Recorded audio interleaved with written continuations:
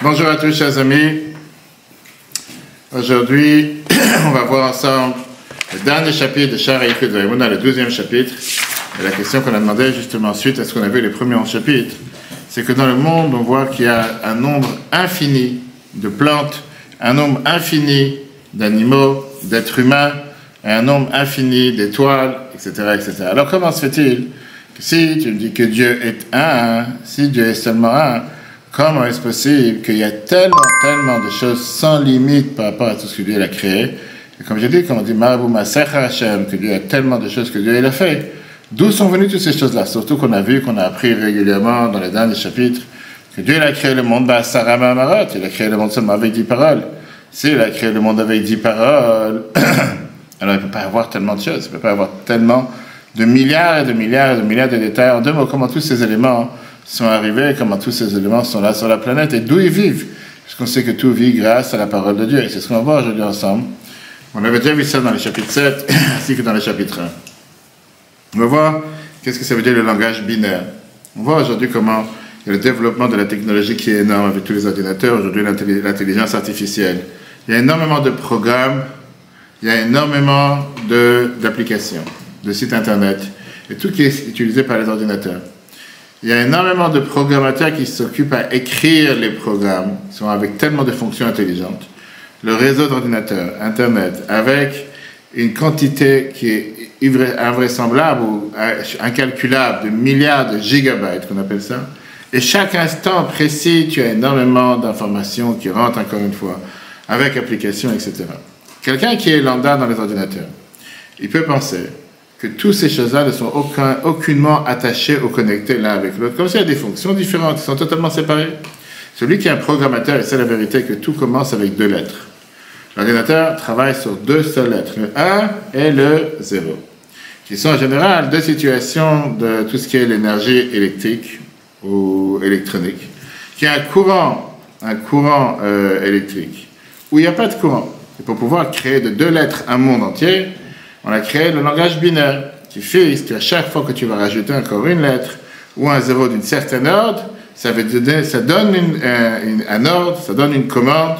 Si tu rajoutes une autre lettre, ça va donner une autre commande. Et donc, par exemple, dans le langage binaire, on te dit que 0, 0, 0 égale 0, 0, 0, 1 égale 1, et après ça, on te dit que 0, 10 égale 2, 0, 1, 0, 0, 1, 1 égale 3, et on en passe, on n'est pas en train d'apprendre un langage binaire. C'est comme ça qu'on a créé plusieurs langues, et avec ça, toute l'énorme quantité de programmes et de langues qu'il y a dans le code d'ordinateur.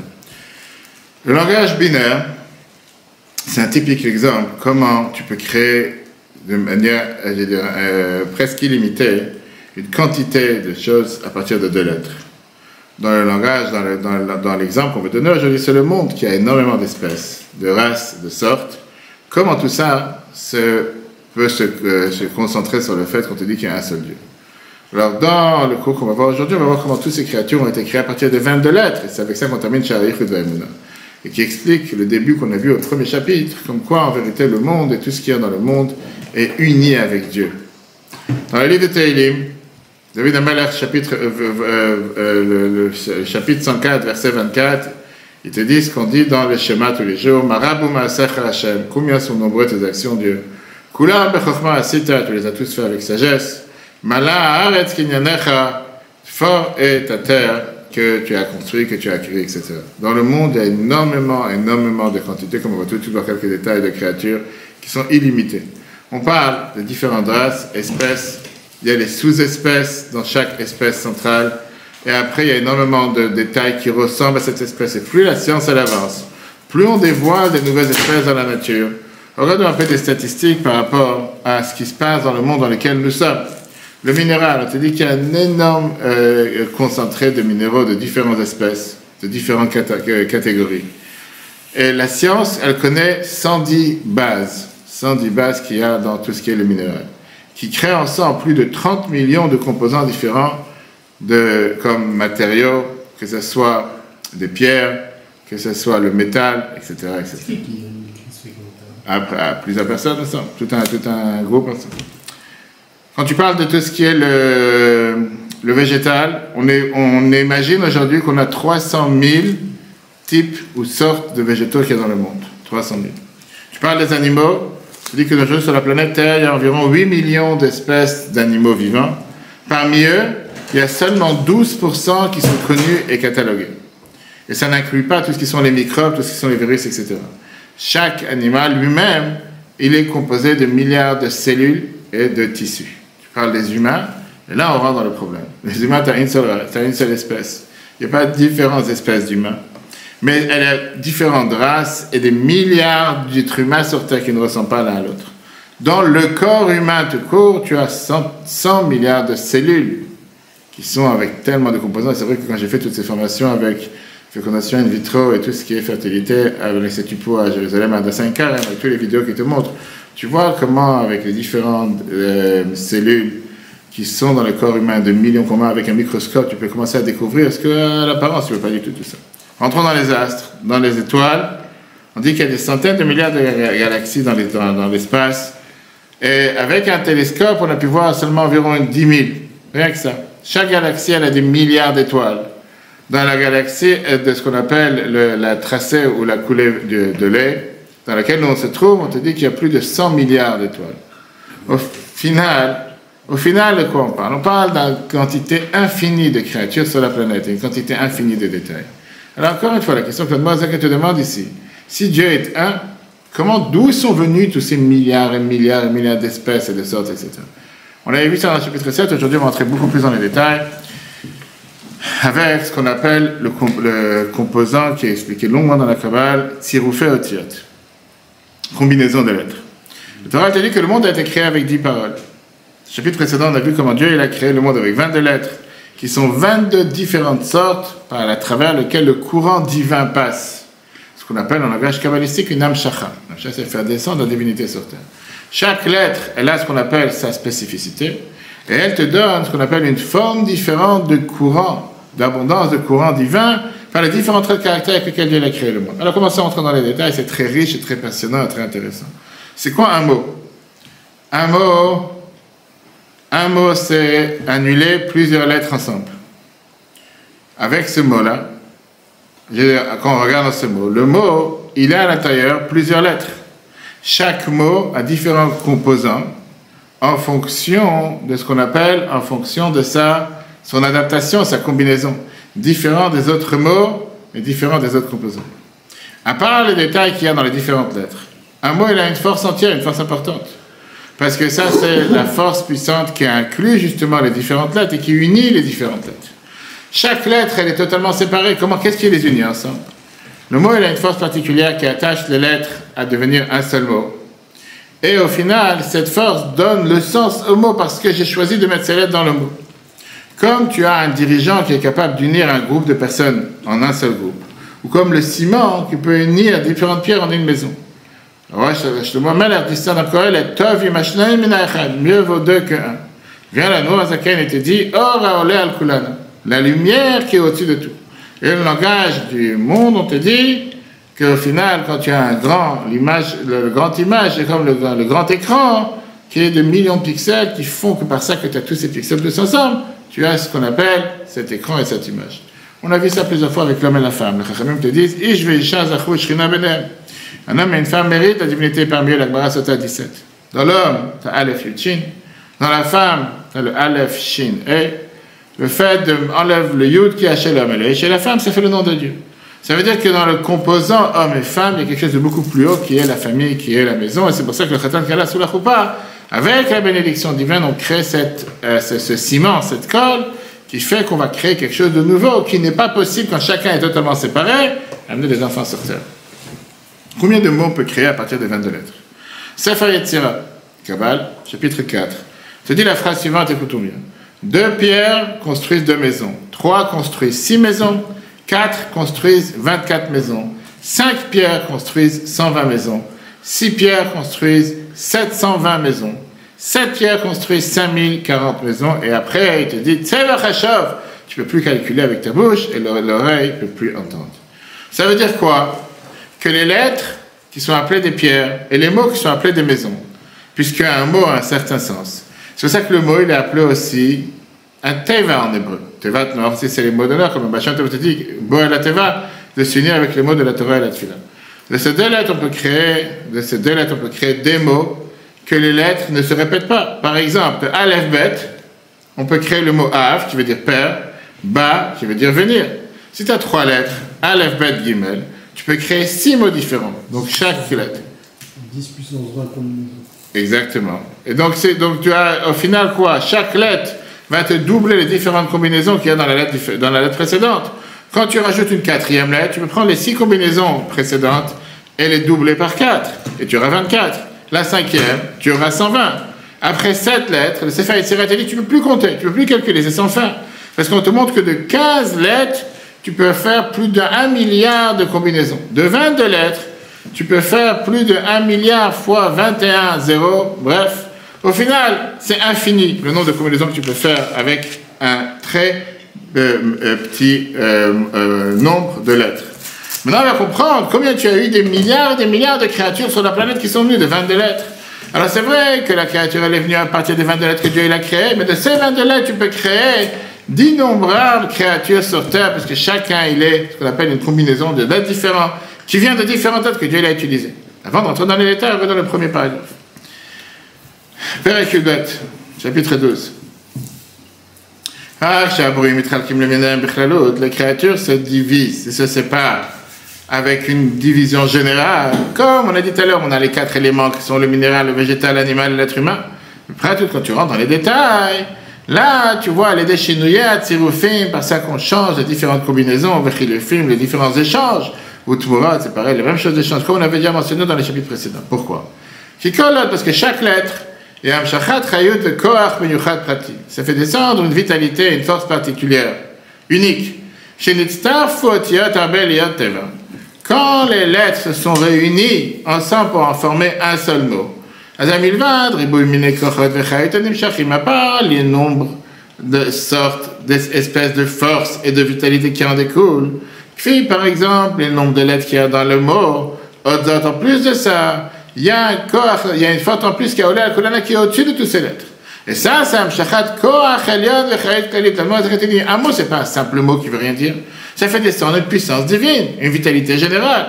Un kolel et tushkula qui pèse, qui neged kol mina kochot, comme toutes les forces vechayut pratit et la vitalité séparée, chez la haute des lettres. Volal gaben qui est plus ok.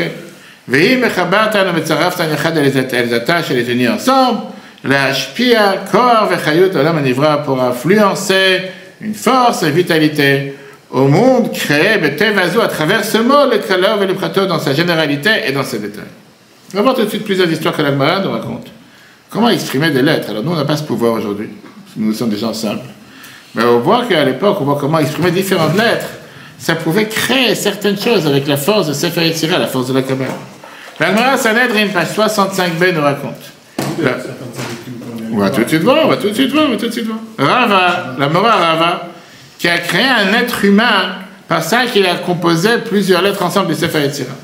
Il a envoyé cet être humain chez la Mora Rabbi Zera, de la Gemara. Rabbi Zera, il a essayé de parler avec cet être humain. Il a vu qu'il ne peut pas parler avec lui. Rabbi Zera, il lui a dit, de l'âge de lui, il lui dit que tu n'es pas un enfant né par une femme, tu as été créé par Sefer Yetzirah, par un des sages. Et plus que ça, Anigozer, je t'achouve la frère, je décrète que tu revins dans la terre, et c'est ce qui s'est passé, l'homme il a disparu devant lui. Alors, tu vas continuer notre histoire. Deux Amora, Rabbi Chanina et Rabbi Shaya, ils étaient assis chaque vendredi et ils apprenaient le Sefer Yetzirah, dans la Kabbalah. Et quand ils combinaient ensemble deux lettres par ça, avec leur étude, ils créaient un veau et ils le mangeaient. C'était pas comme on a aujourd'hui la viande imprimée. Ça va arriver bientôt. Mais déjà, en Sefer Yetzirah, ils ont créé un veau qu'ils mangeaient pour Shabbat et ça se reproduisait tous les vendredis. Ça, c'est ce qu'on appelle la Kabbalah actif. Je veux dire, savoir composer différentes lettres, différents noms avec différents noms de Dieu, par différents secrets. Et par ça, faire des miracles sur terre. On connaît tous la fameuse histoire du Maharal de Prague. Le Maharal de Prague, quand il y avait ces blood labels, il y avait ces mauvaises accusations des catholiques à l'époque, il a créé ce golem, qui a été créé à l'époque à l'intermédiaire du Sefer Yetzirah, qu'il a utilisé pour aller sauver les peuples juifs. Rabbi Yaakov Amdin, le Yabetz, il raconte à son grand-père, Rabbi Eliyahu Baal Shem, qui a créé un homme à partir de différentes combinaisons et composants de différents noms de Dieu du Sefer Yetzirah. Après ça, il a eu peur qu'il va détruire le monde. Il lui a enlevé le nom de Dieu qui était gravé sur son front, et par ça, l'autre, cet homme qu'il a créé, il a disparu. Mais ce golem, il a fait du mal, et il a fait une gratinure, si on peut dire, à Rabbi Eliyahu, pendant qu'il lui a enlevé son nom. Et il amène un débat à l'Achi dans les Shut Yabet. Est-ce que quelqu'un qui a été créé par Sefer Yetzira peut compter au minyan ou pas? Parce que ce n'est pas un être humain en chair et en os, bref, qui vient d'un corps. Alors aujourd'hui, on est dans le clonage, aujourd'hui, on est dans la viande imprimée, comme j'ai dit. Bientôt, on aura des êtres humains imprimés en 3D. Mais vient le Harizal. Et le Harizal, il interdit formellement d'utiliser ce qu'on appelle la Kabbale actif. Comme il écrit plusieurs fois dans ses écrits, en disant que puisqu'aujourd'hui nous sommes à un niveau spirituel tellement bas, on n'a pas le droit d'utiliser les noms divins pour pouvoir faire différentes combinaisons et créer certaines choses. Et celui qui fait ça, il met en danger sa vie, il met en danger son corps, et il met en danger son âme avec un grave danger. Mais ça, c'est la parenthèse qui montre. Ce qu'elle était dit, c'est que les mots et les lettres qui sont composés ensemble pour former un mot, c'est pas juste que c'est un mot tactique pour pouvoir s'exprimer. C'est un mot qui a une force divine énormément puissante. Et à travers cette force divine, on fait créer ce qui se passe sur Terre. Et donc, puisque chaque lettre fait descendre une abondance, un flux d'abondance du ciel, voilà, elle te rajoute que c'est pour ça que les lettres qu'on emploie sont aussi écrites d'une manière différente les unes des autres. Et là, on va passer à rentrer dans les détails, dans tout ce qui sont les lettres qu'il y a dans la Sofrut, qui sont dans la Sefer Torah, Tfilin et Mezuzot. Parce qu'en règle générale, on sait très bien que les humains, ils ont inventé différentes langues, comme ABC en anglais, en français, etc. Mais ces lettres, ce sont des lettres dans lesquelles on s'est mis d'accord pour pouvoir s'exprimer, pour pouvoir utiliser, comment parler, etc. Par ça que différents humains d'un certain peuple se sont mis ensemble pour dire ça c'est ce qu'on va appeler une table, c'est ce qu'on va appeler une chaise. Mais ça n'a aucun sens à part le mot. Chaise ne veut rien dire d'autre que chaise. Il n'y a pas quelque chose de particulier. Quand tu parles de la Shana Kodesh, quand tu parles de langage avec lequel Dieu a créé la Torah, c'est tout à fait différent. La manière comment les lettres sont écrites est totalement précise et ça vient influencer, ça vient surtout allusionner sur le sens de la lettre. Chaque lettre, elle a ce qu'on appelle un diagramme particulier, elle a une forme particulière qui vient montrer à travers quoi l'abondance divine peut passer, peut descendre sur terre à travers la forme dans laquelle la lettre est écrite. Et donc on n'a pas seulement le composant, la combinaison des mots, combinaison des lettres, mais on a aussi la forme et la manière comment cette lettre est écrite. On va tout de suite voir, par exemple, comme le Chachamim nous raconte dans la Gemara Shabbat. La Gemara Shabbat, page 104, la Gemara vient et nous raconte qu'il y a tout un débat. Amrou Chachamim Rabbi Shua ben Levi. Chachamim, ils ont dit à Rabbi Shua ben Levi, ils sont venus des enfants dans le Beth Midrash, et ils ont dit des choses que même au moment de Yeshua ben Nun, l'élève de Moshe Rabbeinu, personne n'avait dit une chose pareille. Il amène là-bas un exemple qu'ils ont dit que les lettres Gimel Dalet, qui sont collées côte à côte, à la bête Gimel Dalet, Gimel Dalet, c'est toujours l'allusion à quoi? À Gmul Dalim. Ça, le Rabbi ramène plusieurs fois dans les Sichot. Gmul Dalim qui veut dire Gimel représente le fait de Gmilat, c'est-à-dire de faire vouloir faire du bien aux autres. Dalet représente Dalim, les pauvres. Il dit quel rapport? Il dit regarde comment ils sont écrits. Comment tu écris un Gimel? Tu as la barre en haut. Après, tu as la barre gauche et tu as le bas de la barre gauche qui est vers le côté droit et tu as l'autre barre qui est vers le côté gauche. Tu as deux pieds en bas qui sont comme une tente, oui. Comme ça, on fait un Gimel. En général, pas comment tu écris en cursif. Maintenant, quand tu regardes comment c'est écrit dans Sefer Torah, etc. Maintenant, le pied gauche, il est toujours du côté du pied droit. Parce que le Gomel Chassadim, celui qui fait du bien, il va toujours courir derrière les Dalim, les pauvres, pour leur faire du bien. C'est pour ça que le pied... Fait de l'autre côté, le pied du Dalet, il est vers le côté du Gimel. Pourquoi le pied du Dalet, il est vers le Gimel? Parce qu'il était dit, le Gimel, il a un pied droit, d'après Ramban, et il est plutôt vers la droite, pour nous montrer que le pauvre, il va toujours essayer de faire en sorte d'être proche de ceux qui peuvent lui faire du bien, pour pas le fatiguer de trop, alors que le Dalet, il est tout à fait à l'envers, pour que l'autre, le côté ouvert du Dalet, il n'est pas du côté du Gimel, il est du côté de l'extérieur. Pourquoi? Pour que le pauvre n'ait pas honte de venir lui demander de l'aide, mais le Dalet, il pourra lui donner sans qu'il va lui demander. Donc il commence à rentrer dans les détails de chaque lettre, sur que chacune a sa raison pourquoi elle est faite de cette manière. Là-bas, la Gemara t'amène aussi différentes raisons pourquoi on a tellement de lettres fermées et de lettres ouvertes. C'est que tout celui qui apprend avec les enfants, dans le Torah, etc., par exemple, tu as le même ouvert et le même fermé. Tu dis à quoi ça allusion? Dans la Gemara, elle te dit clairement, il y a une phrase que tout le monde comprend, ça c'est un même ptucha, et un même stuma veut dire une phrase que personne ne comprend, qui est incompréhensible. Le noun, la même chose. Tu as un noun ouvert, mais qui est courbé, et tu as un noun qui est final, qui est totalement long. Fait celui qui est courbé, c'est-à-dire c'est quelqu'un qui essaye de se cacher, qui essaie d'agir de manière discrète. Au final, c'est quelqu'un qui est fidèle à Dieu, c'est quelqu'un que tout le monde va savoir c'est quoi son travail, c'est quoi son... Le P, tu as pareil, tu as un P qui est totalement fermé et un P qui est ouvert, qui est le contraire, le final. Comme ça, tu as le P qui est normal, qui est comme un rond, un 6 à l'envers, et tu as le F sophite, qui est en général une barre, ou surtout qu'il est ouvert, il n'est pas refermé sur lui-même quand on parle dans les lettres, bien sûr, comme elles sont dans le Sefer Torah.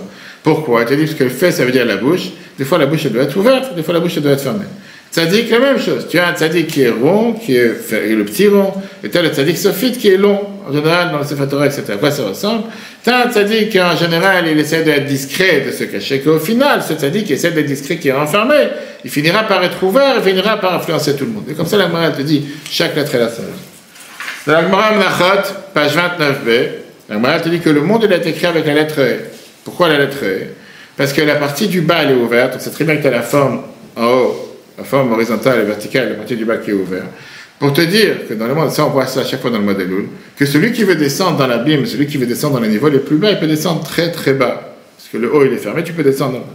Pourquoi dans le côté gauche tu as une barre ouverte en haut? Pour te dire que celui qui veut faire tshuva, il peut toujours revenir. Pourquoi maintenant sur cette lettre tu as une couronne? Et ça se compare dans les lettres des Sefer Torah, tu as différentes couronnes, chaque esguet dans différentes lettres.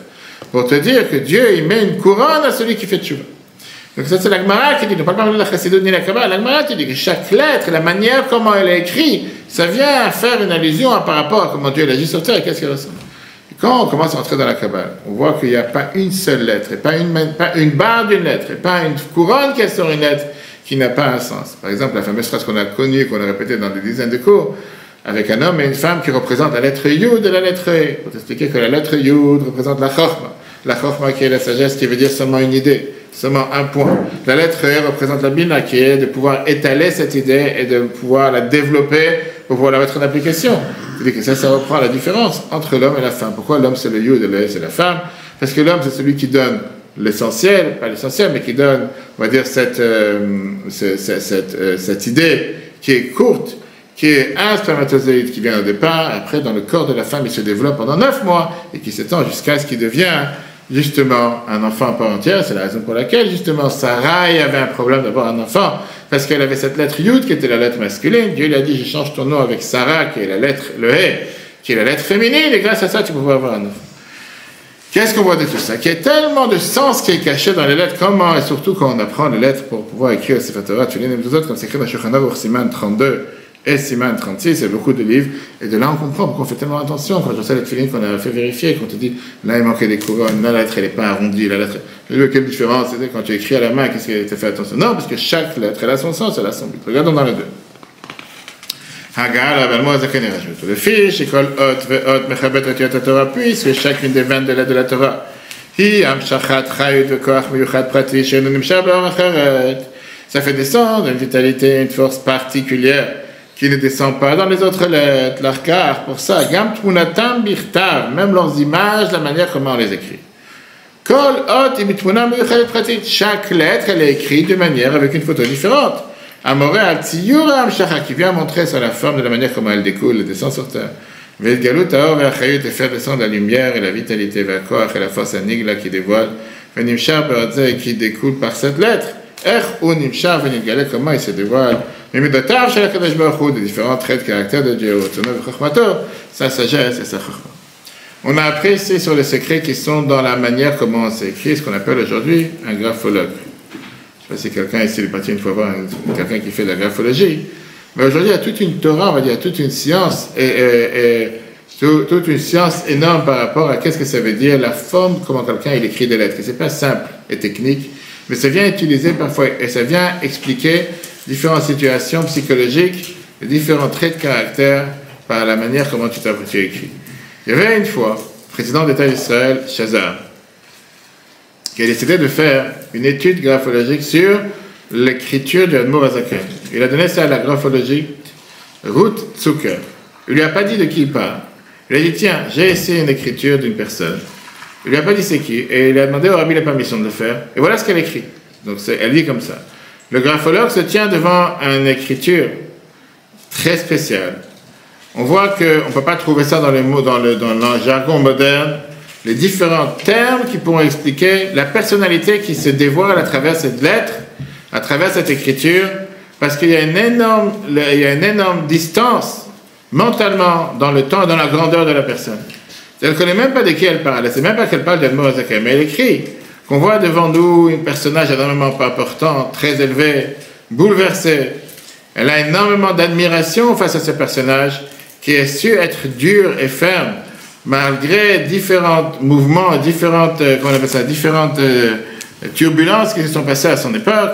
Et elle dit, elle ne sait pas, au final, elle termine sa conclusion après cette étude sur l'écriture d'Admor Azaken en disant « Je ne sais pas ce qu'il y avait à l'intérieur de lui le plus grand. Est-ce que c'était sa volonté de vouloir donner aux autres, ou bien de sa vision, de sa grandeur, ou bien de pouvoir se sanctifier lui-même de manière illimitée. » On voit encore une fois que la manière quand même comment quelqu'un il écrit des lettres, ça nous donne, on peut apprendre beaucoup sur le personnage.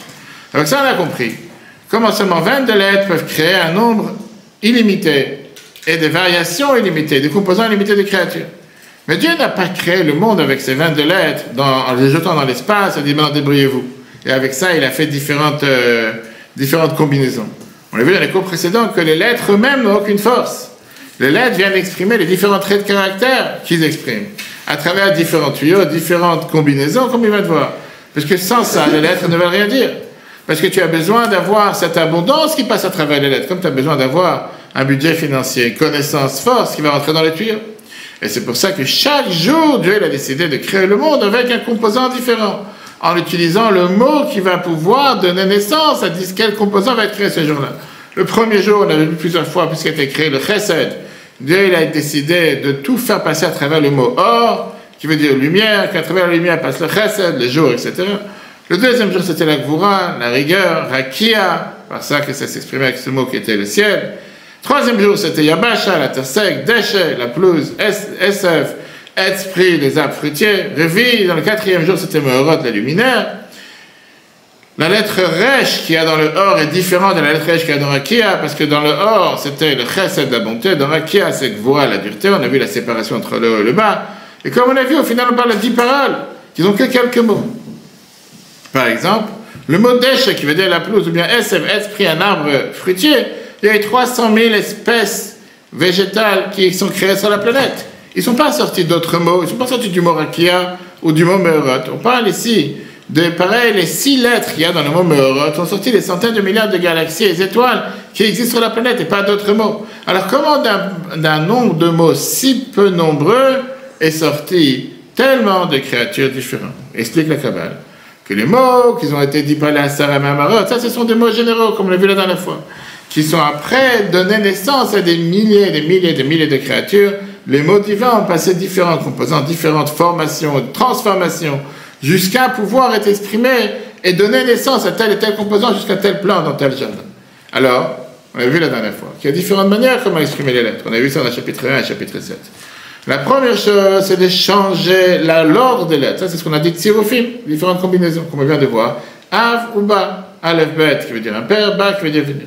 Le mot Meorot, qui a 6 lettres, tu peux le changer à 720 combinaisons différentes.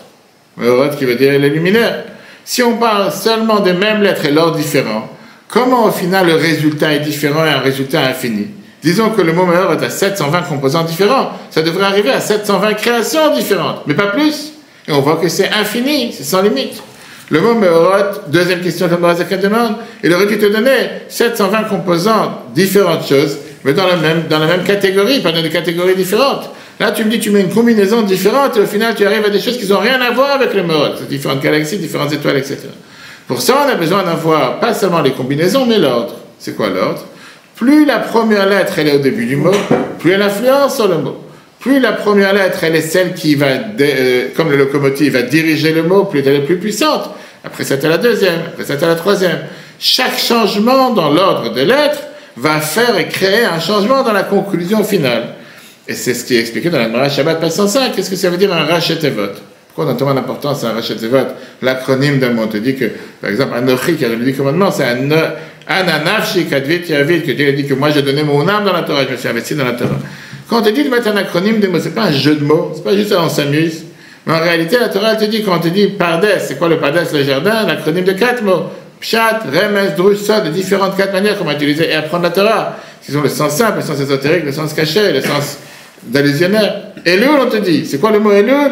Ani le Dodi Vedodili, je suis mon bien-aimé est à moi. Un rabbi, c'est quoi en fait? Maintenant, on va commémorer les 80e Elula, la 30e Elula du rabbi. On dit qu'un rabbi, c'est l'acronyme de Rosh Bnei Israël, la tête du peuple juif. Le nom de Dieu qui est sur la mezuzah, Shin Dalet Yud, c'est l'acronyme de Shomer d'Altot Israël, le gardien des peuples juifs, des portes des juifs. Et comme ça, c'est sans fin. C'est sans fin qui veut dire, c'est pas juste que tu as 720 combinaisons différentes dans le mot. tu as aussi l'ordre, comment les lettres sont placées, quelle lettre est en premier, quelle lettre est en deuxième. Ce qui veut dire qu'au final, quand tu as la première lettre au départ du mot, c'est elle qui est le locomotive, c'est elle qui est le déclencheur, c'est elle qui est la lettre la plus importante. Et donc, quand tu prends cette lettre, tu la mets dans un ordre différent, et ça devient une autre lettre au début du mot, c'est lui qui devient le locomotive, le déclencheur, et ça fait descendre une vitalité différente, une abondance différente, un flux différent. Et c'est ce qui fait que tu as ces différentes créatures de manière infinie. Regardons le 3. Que quand, par exemple, quand tu prends le mot Sheba Yerakia, que Dieu il a dit qu'il y a eu le ciel et la terre, chez Nivrou, Ben Zarikim, que grâce à ça, Dieu a créé les 7 cieux. Frotz va Hashamaim, et tout ce qui a les étoiles, tout ce qui a l'âme même que Dieu a créé dans le ciel. Hashamaim, tout ce qui a les différents milliards de galaxies, d'étoiles, etc. Que comme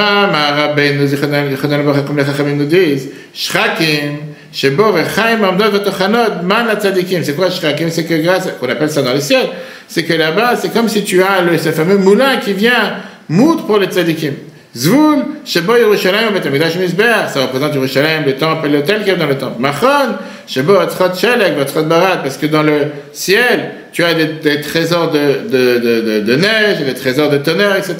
Tout ça, c'est ce qui se passe dans le ciel. C'est que là, le Tarakim, que la généralité, quand tu regardes maintenant les cieux en général, dans l'intérieur de tous ces niveaux, ils ont été créés. Vechaim, ils vivent, Vekayimim, ils se maintiennent, Bichalot Temotel, le sommet avec ces quelques mots que Dieu a dit, Yerakia. Avec ces mots que Dieu a dit que Dieu a créé le ciel, avec ça on a créé tous ces différents cieux, et les différents astres, et tout ce qui se passe dans le ciel, etc. Au Prater, Abrouim, Shebezaïn, Rikim, les différentes créatures qu'il y a dans les 7 cieux. Nivra, Kol, Prat, même, avec ça a été créé chaque détail. Vechai, Vekayam, il vit et il se maintient, mais ils étirent, Fatiyad, Tevatel, avec les différentes combinaisons de ces mots. Au Chiboufén, de leurs changements, au Mouten, de leurs échanges. Chez Ekfi, Priat, Ravit, Anivra, Prateru, comme la vitalité que doit recevoir telle créature. Pourquoi? École, Shinouye, Tsirou, parce que chaque fois que tu vas changer la combinaison, ou Arkavat, Varigat, Akochot, Vachaïd, le Shinouye, tu changes de composant, tu changes de flux, de force et vitalité de manière différente.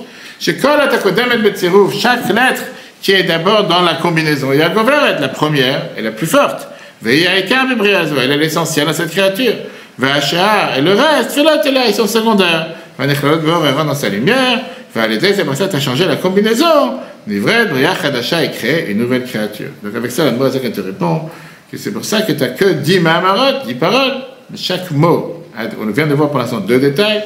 Tout d'abord, on a différentes combinaisons, et après, on a différentes ordres dans lesquelles tu vas expliquer la lettre, en fonction si la lettre est au début ou si la lettre est à la fin. C'est ça les combinaisons, je pense. Les combinaisons, c'est justement déplacer la lettre à chaque fois.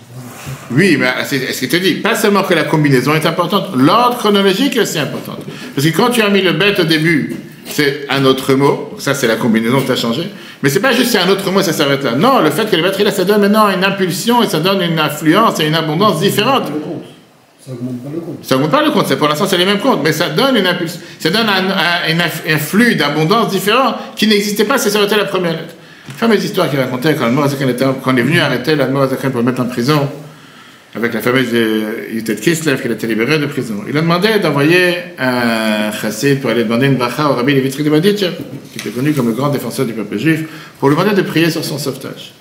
Quand il est arrivé au Rabbi Levitri de Baditch, il a raconté que l'Admor Zaken a été arrêté, mis en prison. Il était très triste.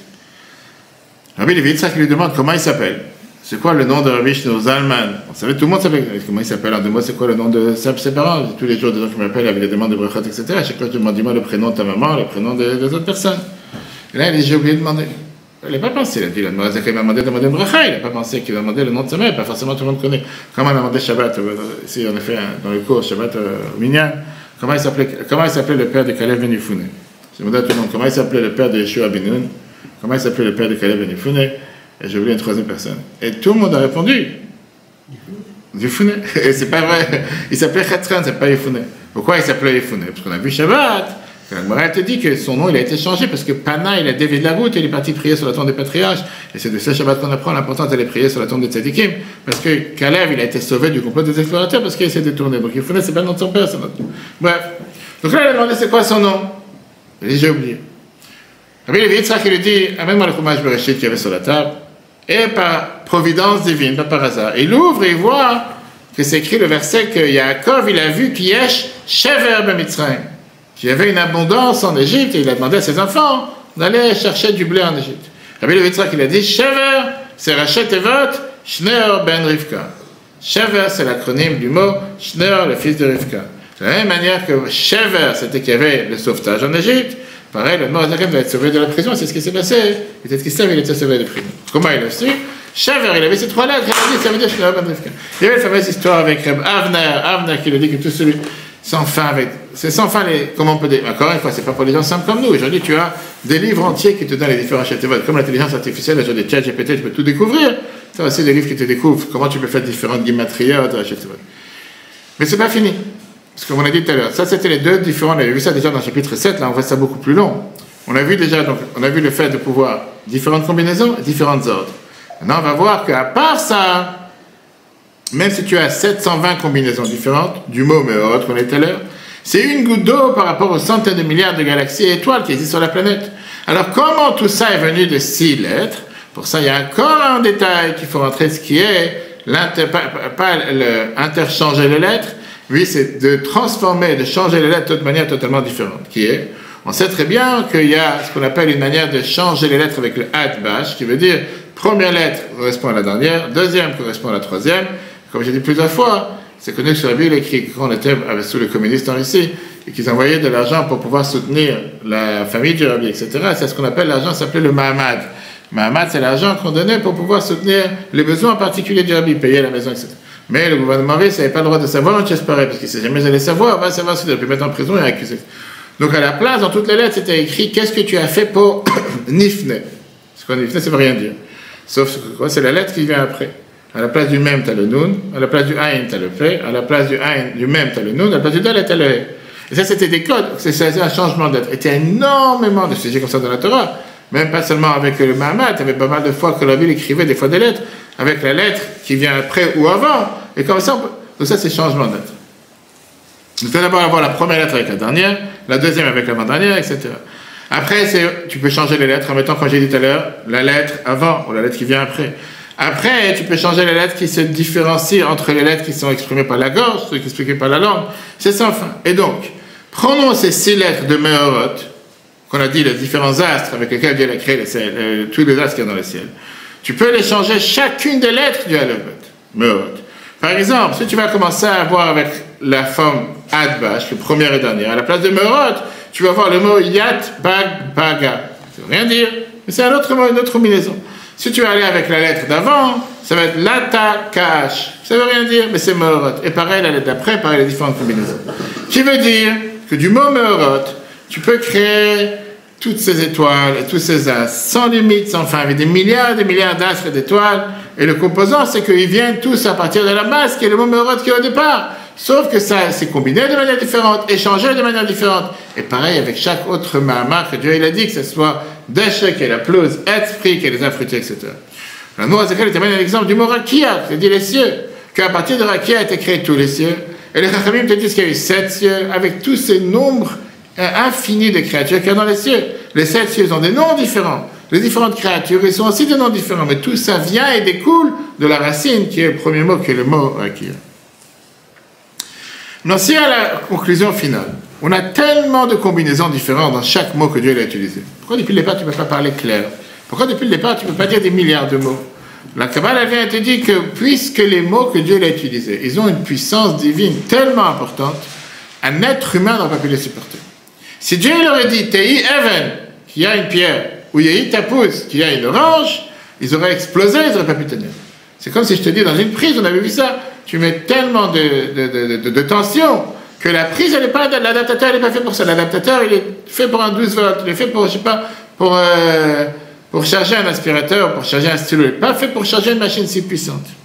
Pour pouvoir avoir toutes ces différentes créatures détaillées, on a eu besoin d'avoir pas seulement ce changement, mais on a eu besoin de ce transformateur, comme tu as dans les prises électriques, qui fait que plus la combinaison est loin de la source, plus elle peut se maintenir.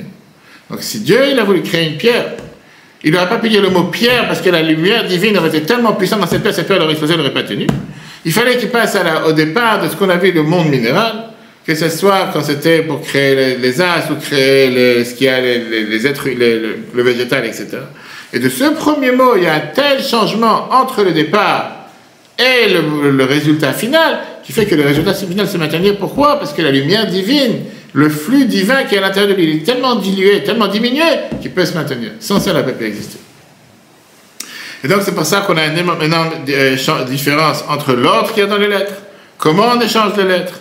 Et comme j'ai dit tout à l'heure, différemment de l'ordre qu'il y a dans les lettres qu'on a vues au départ, on parle que là-bas, on parle que c'est toujours les mêmes lettres, mais qu'on parle toujours des mêmes lettres, sauf que les lettres sont différentes. Là, quand tu échanges les lettres, on parle des lettres qui sont totalement différentes. Quand je dis tout à l'heure par Mahamad Nifne, c'est pas du tout le même mot, c'est tout à fait un autre mot. Ça, c'est déjà une distraction, c'est déjà, on va dire, qu'on appelle ça, une contraction qui est beaucoup plus grande. Plus tu échanges de lettres, plus tu t'éloignes de la source, plus automatiquement la lumière divine elle est beaucoup plus limitée, beaucoup plus petite dans la création, et automatiquement tu as beaucoup plus de quantité, beaucoup plus de contraction plus grande, mais ce qui donne la possibilité d'avoir beaucoup plus d'éléments qui sont créés. Et jusqu'à pouvoir voir des éléments minéraux qui ont l'air sans vie. Tu vois une pierre qui ne bouge pas, et tu penses qu'elle est morte, et tu l'écrases 100 fois, elle ne bouge pas, elle a pas mal. Mais il y a une vitalité divine à l'intérieur qui fait qu'elle existe, et que le moment que Dieu décide que la vitalité de Dieu part de ce mot-là, le mot il ne peut pas exister. Le mot Ézéchiel il apprend ça avec la lumière du soleil et la lumière de la lune. La lumière du soleil il arrive à la terre avec différentes puissances, différentes périodes de l'année, différentes heures de la journée, en fonction des nuages, comme on avait ce matin. Maintenant, il t'explique qu'il le soleil va agir avec une puissance beaucoup plus basse à travers la fenêtre. Moins de ça, à travers le rideau qui cache, quand tu as un rideau opaque ou pas opaque, quand tu commences chez Castorama ou quoi que ça, tu as le rideau, tu as le dessin, c'est un rideau qui est assombri ou qui assombrit pas. Mais au final, tout ça découle, tout ça c'est par rapport à la lumière centrale qui était la lumière du soleil. À part ça, tu as la lumière de la lune. Cette lumière aussi, elle arrive du soleil, puisqu'on sait très bien que la lune, elle n'a pas sa propre lumière. Et néanmoins, elle est totalement différente de la lumière originale qui était du soleil. D'où on le sait, on dit ça tous les jours. Quand Dieu a créé la lune, Dieu il a créé le luminaire pour éclairer la nuit. A priori, si la Torah te dit Vayikra Elokim la'oryom, velachosher kara laila, Dieu il a créé la lumière jour et l'obscurité nuit. La lune c'est quoi? C'est l'obscurité au jour. Encore une fois, on vient de dire que la lune c'est quoi? C'est une lumière que Dieu a créée avec un luminaire à part entière. Juste avant, tu me dis que Dieu l'a appelé le jour, Yom, la lumière jour, et l'obscurité la nuit. La lune, c'est quoi? C'est de la lumière ou de l'obscurité? La lumière. Si la lune, elle est claire, pourquoi il a appelé ça la nuit?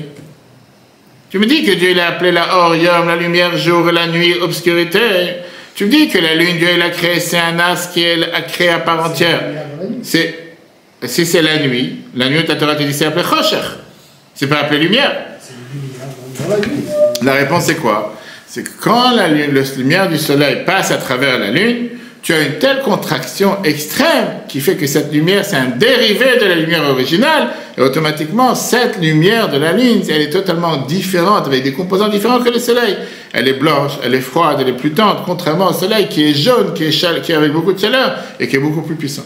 Alors effectivement, pour nous, c'est une lumière, mais par rapport au soleil, c'est zéro, ça ne vaut absolument rien.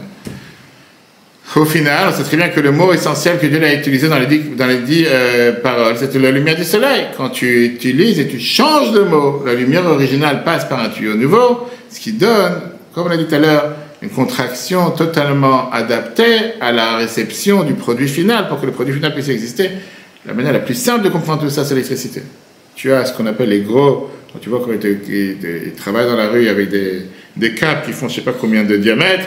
Et quand tu vois que des câbles que tu as dans la maison, c'est un câble qui fait même pas 2 mm, et que imagine-toi que tu branches un appareil sur un tellement gros câble, c'est impossible que l'appareil se fasse. Regardons le numéro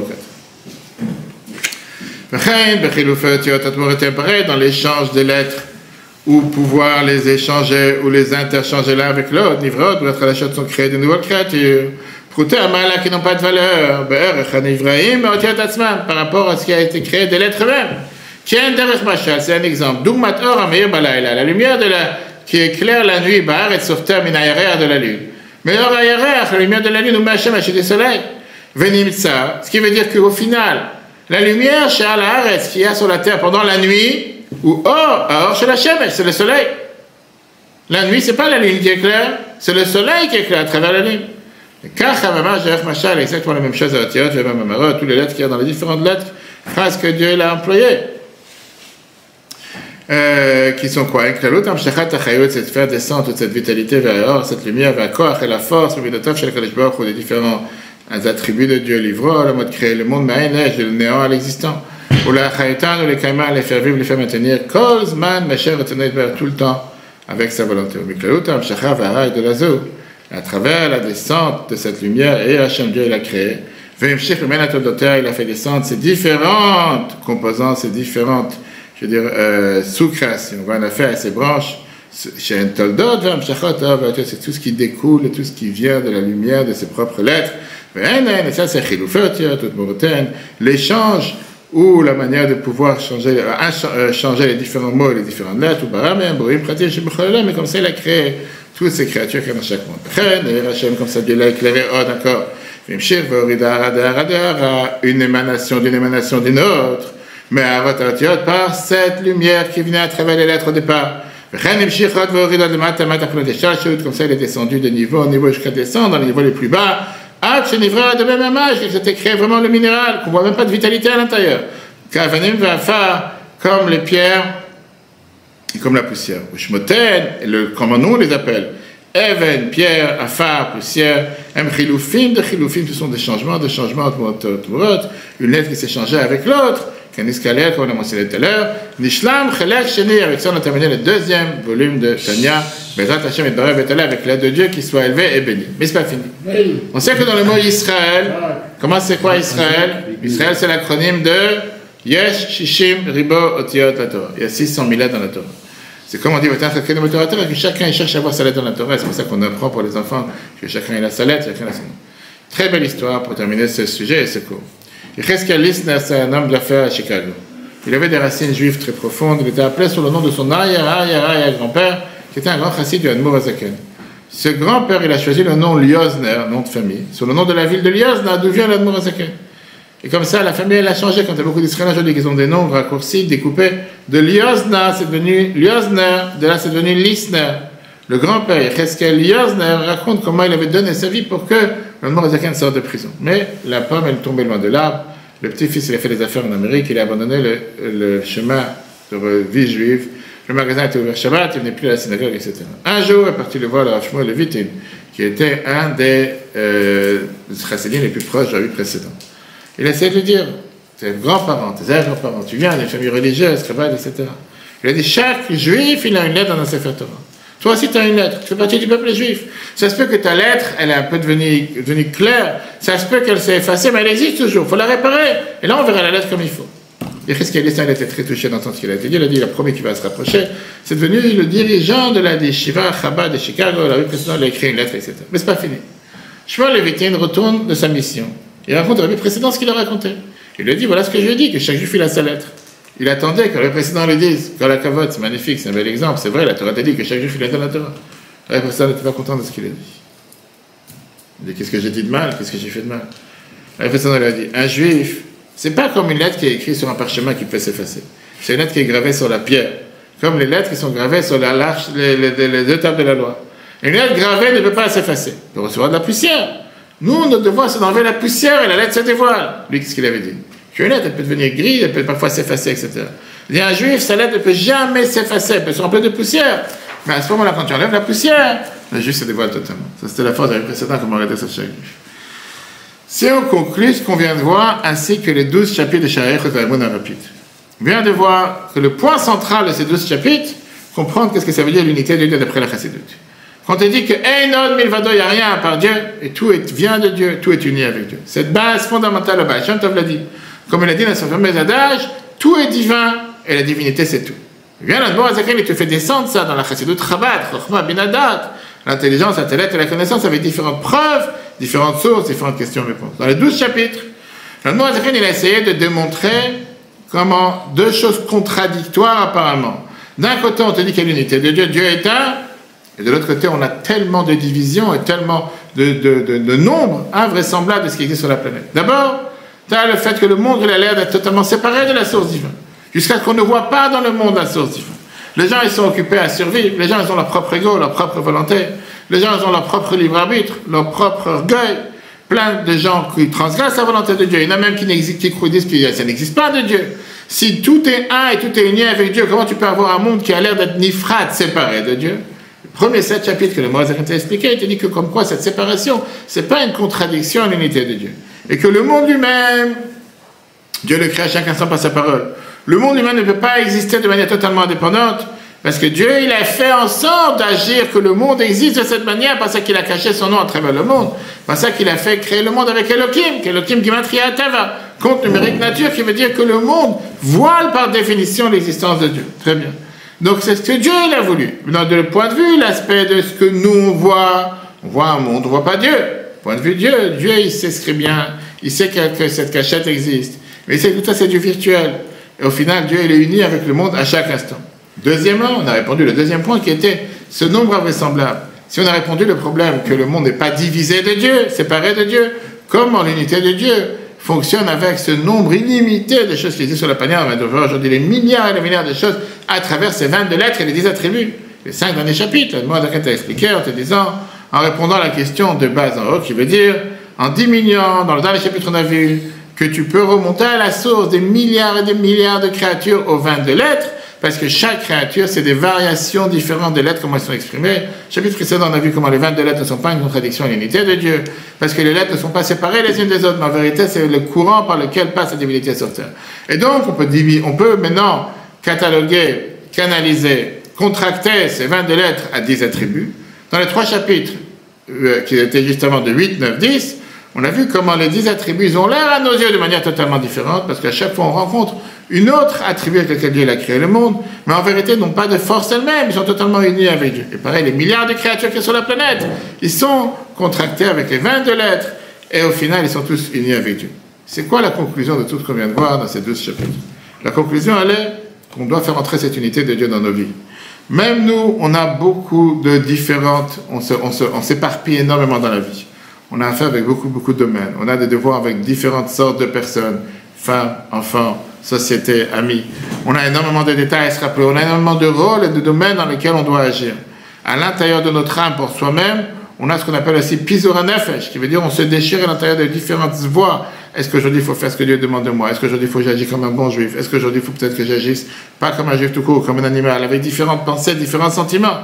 On a la possibilité de faire ce qu'on appelle ce kibbutz galiot, se réunir tous ces égarés qui sont à l'intérieur de nous et d'amener cette unité à l'intérieur de tout, en se rappelant qu'on a une vie qui est consacrée à la mission divine que Dieu a donnée à chacun d'entre nous. La Gemara Kiddushin te dit en une phrase, Ani nivretu l'Shemesh etkoni. J'ai été créé pour servir Dieu. Quand je sais que ça c'est ma mission sur terre, ton âme peut recevoir une tranquillité. Quand tu sais que tous ces composants et tout ce qui est autour de nous, c'est pour la même mission, pour un but. Se focaliser sur la mission. Qu'est-ce que je fais sur terre? Pourquoi Dieu m'a placé aujourd'hui sur terre? Pourquoi je suis vivant aujourd'hui? J'ai une mission. Tout ce qui est autour dans le monde doit servir à remplir cette mission. En un mot, amener la Géoula, la délivrance dans l'exil. Avec quoi? Une lettre. Gola veut dire l'exil, Géoula, la délivrance. Et notre devoir, c'est de faire entrer le Aleph, qui est Aloufa Shel-Olam, le maître du monde, Dieu, à travers cet exil. Faire en sorte que l'exil ne soit pas un exil, mais ce soit en réalité une délivrance. Et de l'autre côté, le but c'est quoi? C'est de prendre ce même Aleph, cette une seule lettre, la faire descendre dans les composants les plus bas, comme on a vu dans les différents autres éléments du Tanya qu'on peut voir sur le Torah.fr, en commençant à amener la délivrance à soi-même, et après ça amener la délivrance à nos proches, et au final, grâce à ça, on méritera à amener la délivrance au monde entier, jusqu'à ce que Bayom Haouye, Hashem Echad, Shmo Echad, Mashiach viendra aujourd'hui, on pourra avoir la délivrance encore avant la Géoula, ce Shabbat, on est Rosh Chodesh Tammuz, c'est son mois de Géoula, 30e Géoula du Rabbi, c'est incroyable, quand c'est passé 30 ans depuis qu'on n'a pas entendu le Rabbi et pas vu le Rabbi. Et de l'autre côté, on va prier tous les jours pour se revoir avec le Rabbi, avec la venue de Mashiach très prochainement, c'est Dieu, on a le fabriquer pour la Géoula du Rabbi justement ici lundi soir. Et mardi, on ira prier sur le Hel comme des centaines de milliers de Juifs à travers la planète. Que Dieu fasse qu'on puisse entendre et partager que des bonnes nouvelles de nos soldats, les otages, les blessés, et avoir une réussite sans limite, matériellement et spirituellement pour tous. Cours en replay sur retour.fr. Très bonne journée à tous. Chodesh Tov. Et bien sûr, ce soir, un jour important, le 28 Sivan. Ça fait 83 ans que le Rabbi et la Rabbinite ont été sauvés de l'Europe nazie. Ils sont arrivés en Amérique et depuis la révolution planétaire. Que des bonnes nouvelles et à très bientôt.